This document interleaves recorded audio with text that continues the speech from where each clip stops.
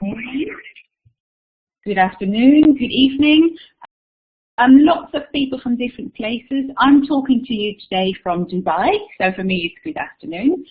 First of all, thank you for being here and joining us on this fabulous professional development opportunity. And thank you, Macmillan, for giving me this opportunity, and Henry for all your help. It's my second webinar, so bear with me if anything goes wrong, but let's get started. Right, now, as Henry said, I'm Anna, I'm an ELT consultant for Macmillan, and I'm also a primary school teacher and a young learners teacher. And you can see me here with one of my young learner classes. I've got a passion for teaching young learners, in particular to make it engaging and fun. Playing hard, learning hard. So like this short session we're doing together today is about exploring young learners assessment and how we can teach this most effectively. So we're going to have a look at what young learners actually are, how we're going to work with them, how they actually prefer to learn, and then we're going to look at some principles of effective assessment, some strategies and some activities that you hopefully can take away with you to try in your classroom. At the end of the session, there will be some time for questions. Now, I like to keep sessions like I do with my young learners, interactive and motivating. So I might ask you to use the chat box and type some things in. For example, my first question for you, just out of interest, did you study a foreign language when you were a young learner yourself? Oh, lots of yeses there, fabulous. Great, I can say yes to that as well actually, because that probably helps us to become better teachers, because I fully believe if you had this experience yourself, most likely as a non-native speaker or maybe as an English speaker studying another language, you can get a lot of feelings out of it that you can actually bring back to your teaching. So also my other question for you, and maybe again you can type this in the chat box, when you were a child and you studied that language, was there any assessment? Most likely there was some assessment, I think, but how did you feel about that? I mean, some of you might have thought, oh, I'd probably go more with uncomfortable and scared. I remember when we had French classes, I was like shiver and shake. And I think assessment for young learners is a really big thing. And some of them might be excited, like Jana just said. Others might be anxious. Some students might get very bored or uncomfortable. So uncomfortable, but I hope you haven't experienced the third photo. Stressed. I think it's very good to go back to our own experience, because we remember that children react very differently to stress. And as Mello says, they perform a lot better when they're having fun. So I'm a firm believer of teaching and preparing kids for assessment in a fun way to make them feel more confident, less anxiety, and therefore more successful in the end. So good. Before we continue, let's have a wee look at what young learners actually are. Now, there are lots of definitions out there. Lots of people say 6 to 16, which is actually the age most people go to primary and secondary school, compulsory schooling. 6 to 12. I'm going to go today with the first definition, because if you look at the YLE, English Language English Testing, it's mainly written for young learners between the age of 6, 7 till about 12, the starters, the movers and the flyers. So that's what we're more or less going to look at. Interestingly, this age group from 6 till 12 is also the age group that hasn't got a lot of research done on assessment. So it's very valid for us to observe what happens in our classroom, do a bit of action research to learn what's more effective for them. So this is the age group we're looking at, 6 till 12, and I appreciate some of you have older learners, the teens, they're probably slightly different. And my next question for you is to think about some of the characteristics that those young learners, about 6 till 12, what makes them so different to teaching teenagers or teaching adults? Noisy, energetic, eagerness, more games? Yes, probably lack of life experience as well. Reading and writing is developing. Oh, you've got fabulous ideas. Let's have a look what we come up with then. If you can fill the gaps for me, at least help me filling my gaps. Children are still, and I think somebody already said it, they're still developing. Yes, indeed. They have high levels of energy. Yes, great, thank you. They are curious, like somebody just said. They're open to new things, indeed. They easily remember. They pick up things like a sponge, but also the next day they come back, it might be very easily forgotten. And also, I think positive reinforcement is something we need to remember. That's really key to build that self-esteem and confidence. They're easily distracted or bored. I think as teachers, we've all had these moments that they're just staring at you, wondering what they're doing. And they're actually still living in a very small world. They're preoccupied with their own world and the self. So, yeah, so their interests often relate to their own world. Thank you, Valerie. Interests related to family, maybe the street they live in. So in the beginning, it's a smaller world. So, good. Now, the other thing we need to think of when we start teaching young learners is not only the characteristics, but we also need to think about how they actually learn. Through experience, through games, beautiful. Now, you might recognize a few of these people. They're all educational psychologists who've done a lot of research into how children learn effectively. So the first man, you might recognize him, is Piaget, and he is actually saying that a lot of learning of children happens by actively discovering. Yeah, so in these games, they're doing activities, they're actually finding it out themselves. Then the second theory that's been very important for learning is the one about social interaction from Vygotsky. Kids need to interact with each other.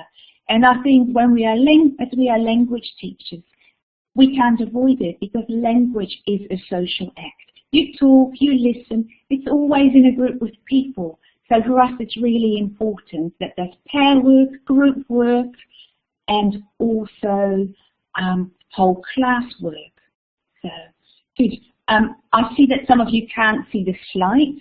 Now, I have no control over the slides, so Henry might be able to have a look at that. Can most of you still see my slides? Just quickly checking. Yes, yes, yes. Okay, I'm going to continue with that, and thank you for letting us know. Good. So we had discovering social interaction, and the third psychologist who's been very powerful in his ideas on teaching children is that scaffolding idea from Brunner, which means kids can't learn alone. We as teachers need to model, we need to guide them, and then slowly withdraw our support so they can start to do more and more things independently. I know it's hard because we like to handhold them, but they are very able to do things on their own. So we have all these ideas, the characteristics and how they learn, that can bring us together to an idea about child-friendly teaching, because I think we all agree that it's a very different approach to teaching children, that we're using lots more games, group work, and scaffolding in our classes. Right.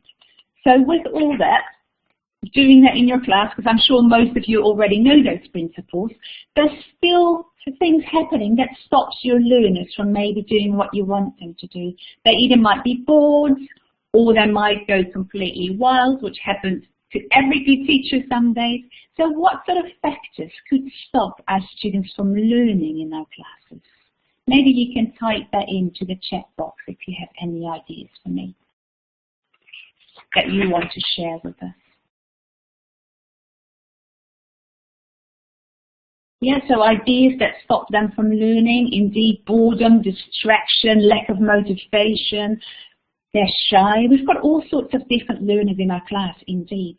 And I think another one that we need to be aware of as teachers is overcorrection, particularly when we teach according to a test. We might have the habit to sometimes overcorrect. So we'll look a little bit at feedback in this session.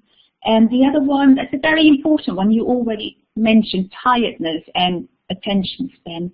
The focus time they have, the attention span is quite short. Penny McKay, who's written a lot about assessment for children, states it's about 10 to 15 minutes. My own experience and based on my primary school education, I would say on average it's probably age +1 and then they zoom out. And keep in mind that we adults can only concentrate for about 25 to 30 minutes and then we need a break. So quite good timing for these webinars then. Good.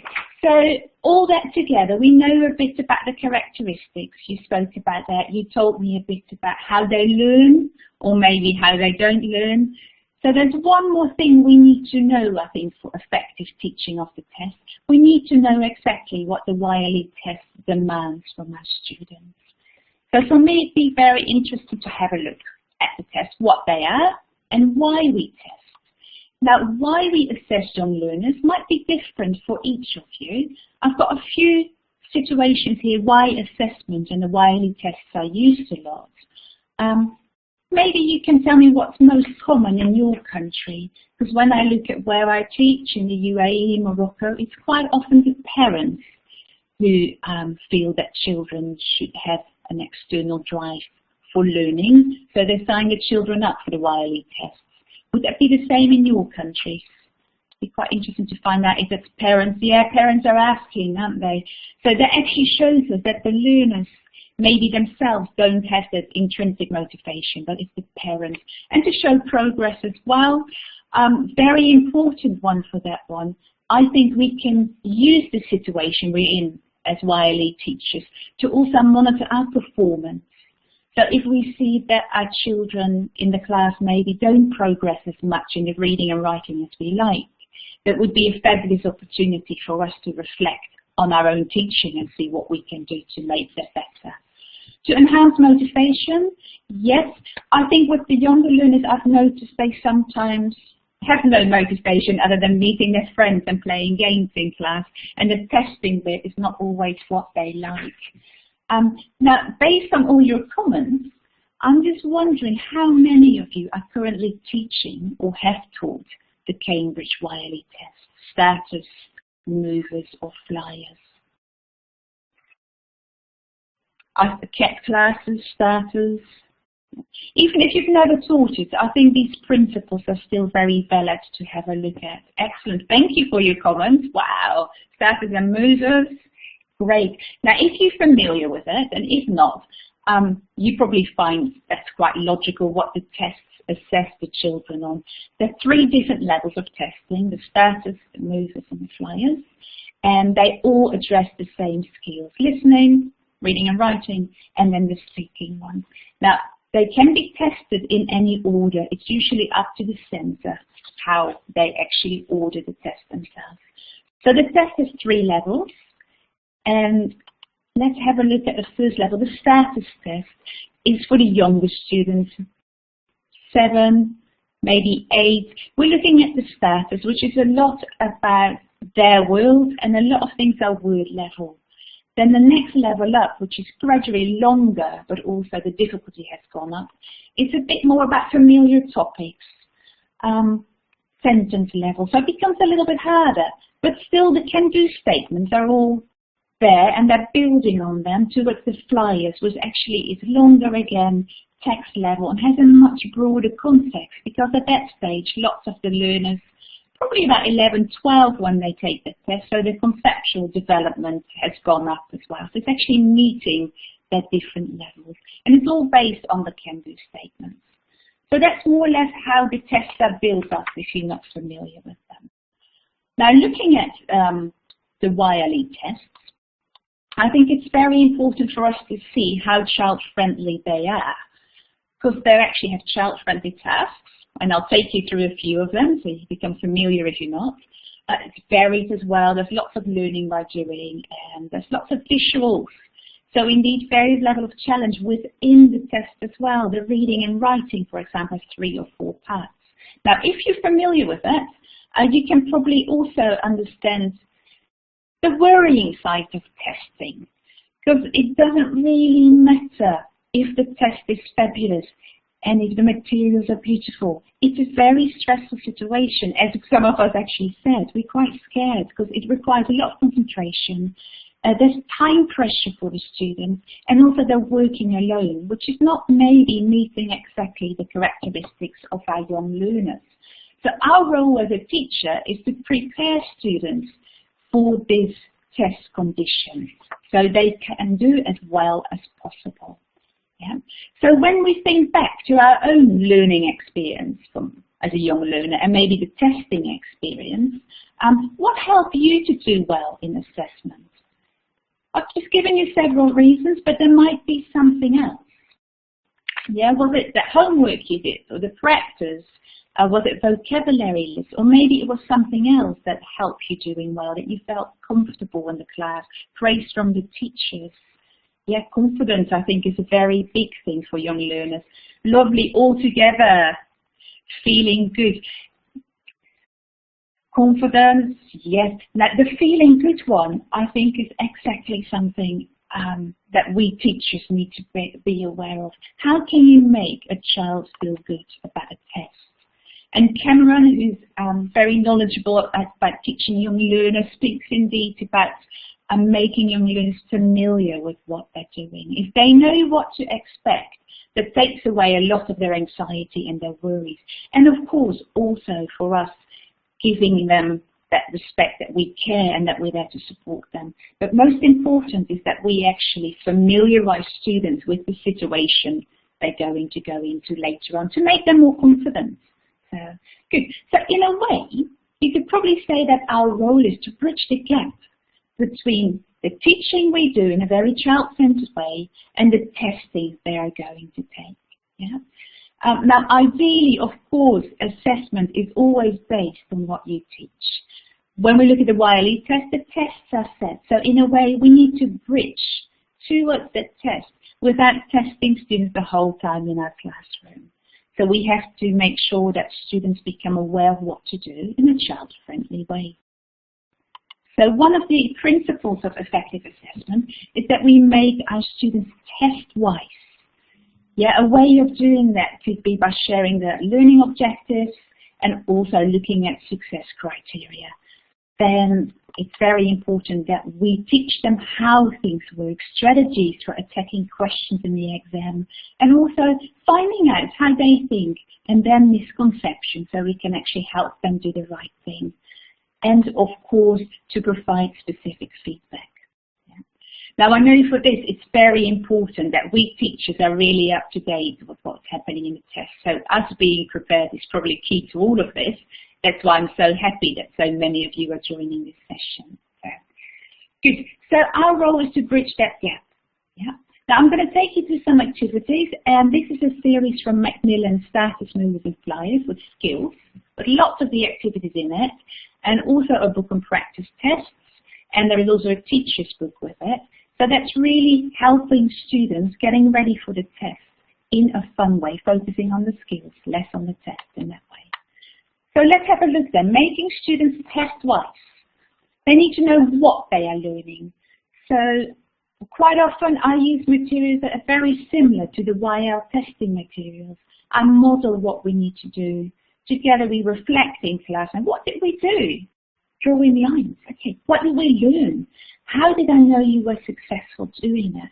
And then after you've done it, we can probably start after a while to link that back to the test. Yeah. Because if we do too much testing practice as such, giving them the test, that's not really what helps them feel confident and at ease. So let's have a look. For most of the lessons I teach, I try to establish my roles. So we are learning to, for example, say where something is. Yeah. So our aim is to show, listening part 1, for example, show where something is. Now, how do I know that you've succeeded in that? You can draw the line to show in the picture where the objects are. Yeah?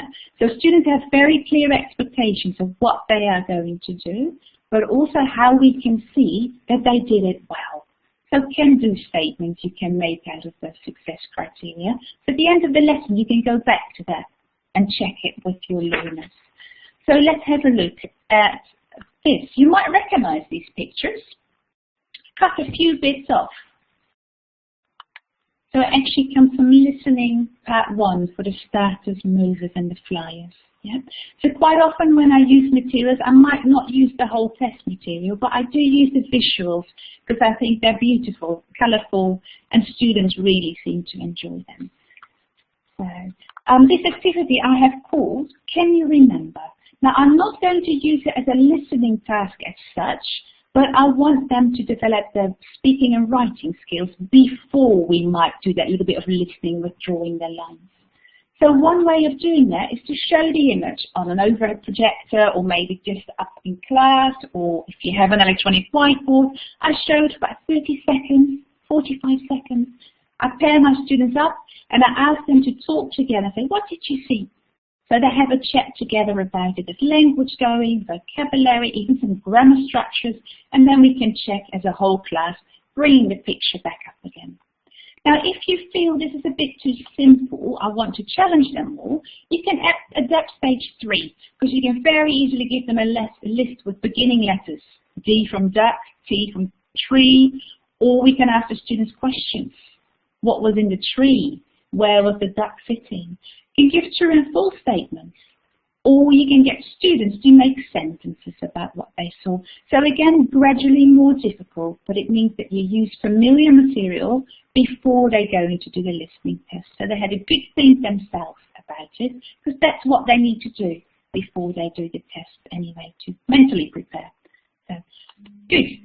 Another activity I love to do is preposition beep. Now again, a lovely visual. I think this comes from the reading and the writing part 2. But you can use it for many other things again, for speaking and grammar. So one of the things I like to do before we actually go into the reading with the yes and the no, I like to give them some sentences. Yeah? You can either put them on a slip, put your students in groups and they run to get the slip with the partner, they fill in the words and bring it back to you. Or you can dictate the sentence and say the father is beep, the table, and they're practicing in this case prepositions, but you can also take out numbers, colours and other nouns that you feel that your students need to have. If you have a smaller class, let's say 12, it's very nice to stick some A3s on the wall, show this, put the students in groups. One student has a pen. You show the cards, they practice their reading, you're not saying anything. Together they decide on the word, run to the A3 on the wall and write the word on the card. So that's a nice way to keep them activated. They're working with the picture, but not really in the exam format. So you're familiarising them with the task still. So a very good thing in this activity as well is to ask students, now how did she know that it was on the table and not in the table? So using effective questions means that we actually start to get a bit of insight into how students think and how they got to their answer. Yeah, because that's very important for us to get that learning visible. Because if it's not correct, we can then help them correct their thinking process. Another activity that keeps on going with making that thinking visible is a reading task I like to do with my group. So quite often we've got the true false. You probably recognise this as well from part 2. But you can also do it slightly different. Cut the text into slips. They each read their own text. They make questions for the other people in their team. They swap the questions around. They each read the text to find the answers. As a team, we get back together, which means there's speaking, justification. So there's a lot more teamwork and thinking happening, because the justification is important. It's beyond true or false. It's the why. And if you want some fun, you can use mini whiteboards that they can keep up. So it's very useful to practice for part 2 and with the pictures. Of course, you can use those as well, and they can actually circle the words. Now, the word list, there's lots of activities you can do with that. I don't know if you use the word lists. They're in the back of these books. Also, you can download them actually from Cambridge English. You use them, fabulous.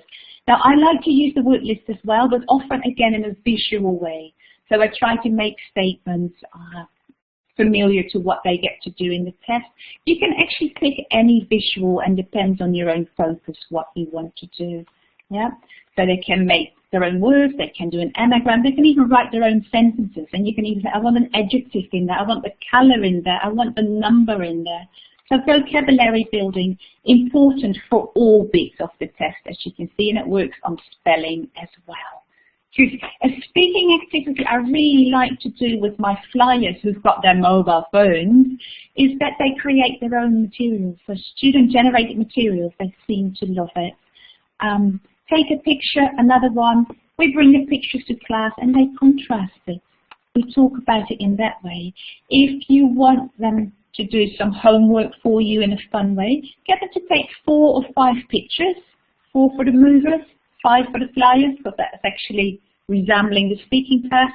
Bring them back to class and then we can make a story, maybe a nice idea for weekend homework, and they're using their mobile phone. So, good. The last activity I'm going to take you through is part 3.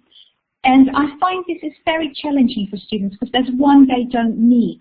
So what I'm trying to do is get them to think about possible answers without seeing the answers. So in pairs they predicted, then I might cut up the answers, they can match it, or each student gets an answer, the others get a question, and they have to mingle and find their partner. Most important, I think, is that we tell them that we don't need to use them all, because that's a skill they need to become aware of. Good. Now again, that learning visible, we need to model what we do. We need to ask those questions. Why did you pick this answer with this question? And at the end, we can reflect on how well did we do and how do we know how well we did. So again, linking the end of your lesson back to your success criteria. So in a nutshell, the test-wise is actually lots of M's. Model what you do, use your waltz and your wheels to make it meaningful. Manipulate, play with the language, and make visible what you are doing, the strategies, and ask how they do it. Yeah. Last thing I want to have a quick look at, because we're running out of time, is that feedback. I think one of the things we often do as teachers is saying excellent and good job. Now, first of all, we have to be positive, which you all know, and I'm sure you all are, but we also maybe need to be very clear about where they are going. So what's our aim? We are learning to. Now, how are you doing in that? What can-do statements can we pick? And which ones do we still need to work on? Where to next? What's your action points? Maybe learning a few more color words, or maybe working on spelling of certain words. So in that way, students understand what they need to do, and they can take a little bit of autonomy in their learning, because that's in the end what we want them to do.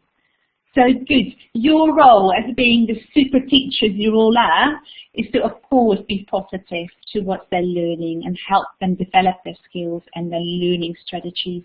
And as well, that social skills, because in the exam, they get to work with someone else who's going to ask them the questions. So we need to bridge that gap by being positive, encouraging, and being prepared. Know what the test is about, know the task, and know what they need to be able to do. Now, there's lots of useful resources I used from this series, but there's also a website, Macmillan Exams, which you can look at, download materials, there's teacher support, it's all online and for free. And the last thing I want to tell you, but you probably know, kids will be kids. So if you have days like this, that is very normal. As long as you make it memorable, you give them many opportunities, you monitor, you scaffold, and you welcome their mistakes. Don't make a big deal of it. Echo, recast, move on, and manage that feedback that you give them. I think you're going to have lots of fun with your learners. So be enthusiastic and have fun. And I hope you got some ideas in this webinar that you can try out. Now, this might be a question you want to think of afterwards while you sit in the bus home and think about, oh, is there anything I can steal to use in my lessons? Yeah. Now, I've also used several resources, so once this is up next week, as Henry said, have a look. There might be something that you want to learn more about. These are the websites, Macmillan Young Learners Exams, in which you can find a lot of these visuals that I used, and the books if you want to know more about these. So any questions, please fire off. I'm trying to read the chat box. There's lots of things coming in, and I really hope you enjoyed it. I'm so grateful for all of you taking the time to join us. And I hope that you have a bit more time to go through it once it's uploaded, that you can actually maybe write down the ideas that you want to use. So thank you so much for your attendance, and I really enjoyed your participation. Go back to your classes, enjoy your classes, have fun, because I know they're great students and all of you are fabulous teachers. So thank you for being here.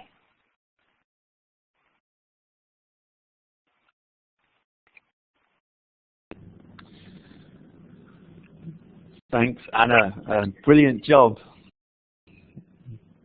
You're welcome. Thank you for all your support. Not a problem, not a problem. Anna, if you're still there, I don't know if you can hear me. Yes, I can hear you. Do you want to try and see if there's a couple of questions we can answer? Yeah, I can't read this fast, but if you have some questions. Oh, right. Okay, so guys, if you have a specific question for Anna now, please. Okay, yeah, you pick them out. Yeah, somebody just asked about competitiveness between students. I think it's very important when you work with the younger lot of the young learners, like 6, 7-year-olds, they're still learning to collaborate. So we need to find a good balance between pair work, group work, and the occasional competition. Because it doesn't work for everyone when they're young learners to have competitions. So the younger they are, I usually tend to focus more on collaborative work. When they get a little bit older and they can handle that they get defeated by another team, I probably do a little bit more competition. But all the competitions I do, I always say you're all winners. So find that balance, but with the younger ones, maybe a bit more on the social skills of teamwork. So, looking at visuals you can use, I use a lot of images from the internet, and in the teacher's book at the end of the flyers, the movers and the status books, there's lots of pictures in there for you to photocopy and cut up. So don't think you don't have all these materials. There's a lot of things that you can use, and your phone works miracles as well with pictures. Good. The activities I showed, very good question, Vasiliki. The activities I showed were actually my own activities. Most of them I've used in my class, but they're all made with the materials from the Macmillan series. Now the books have so many fabulous activities in them that you definitely find a lot more in there. And some of my ideas might be in there in different labels or different names. There's lots in there, so have a look in the materials, because if you want games and activities, these are great books because they practice the skills in a fun way without focusing too much on practicing the exam as such. I hope that answers your question. Okay, time for one more before we let Anna go. Yeah, is it a good idea to send a list of words to learn at home? Very interesting question, I think.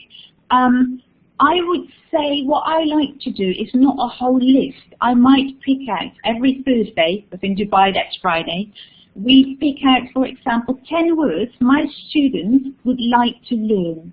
So I give them a list with 20 or 30 words that we've done over the last 2 weeks. They pick their words that they feel they still don't know. So I'm not going to give every student the same words because every student is unique. They work on their own words. When we come back to school on Sunday, they can sort of test each other. So they swap lists and they test each other's about the word. Can you draw it? Can you spell it? Can you give me an adjective that goes with it? Can you give me the word in Arabic?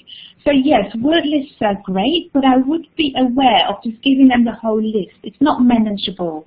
I think 10 is plenty, and if you give them a choice, it might be more motivating as well. But yes, homework and parental involvement is a very valuable tool.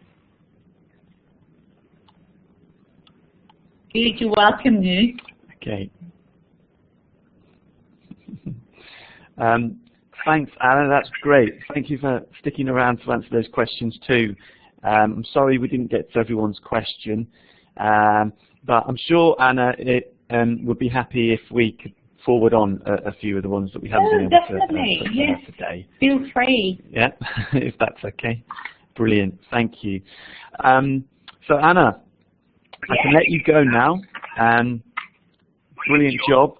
I hope you are happy and feel relieved now that's all over. So I know you were a little bit nervous, but it was a fantastic job. Would you like to say a few last words to the audience before I let you log out? Well, first of all, I just want to say thank you to everyone for being so actively engaged, because it's not often that people respond with so many people at the same time. And also I want to say thank you to you, Henry, for making this all possible, because indeed it's a little bit nerve-wracking to do it all online with dodgy internet connections in Dubai. But most of all, I just want to say to the teachers that they're doing a great job.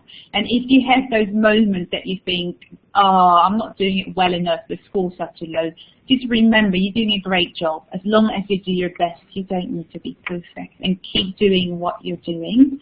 And feel free to connect as well to professional development groups like Macmillan Education Online, or my own little company that we're working with is Teacher Train, to share ideas on how we can make learning better for young learners. So